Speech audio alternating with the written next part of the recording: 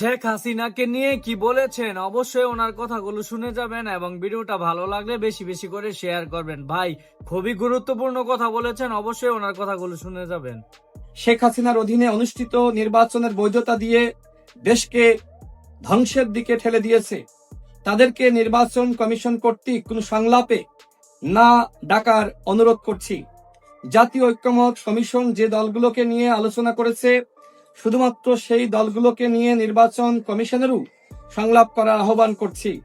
অন্যথায় ফ্যাসিবাদের দোসররা নির্বাচন কমিশনের সাথে সংলাপ করার সুযোগ পেলে সেটি হবে ছাত্র জনতার রক্তের সাথে প্রতারণার সামিল। এমনকি নির্বাচন কমিশন কর্তৃক এমন কোনো পদক্ষেপ গ্রহণ করা হলে জনগণ বিক্ষুব্ধ হয়ে আন্দোলন শুরু করতে পারে, সেটি নির্বাচনের পরিবেশকে বিঘ্নিত করবে।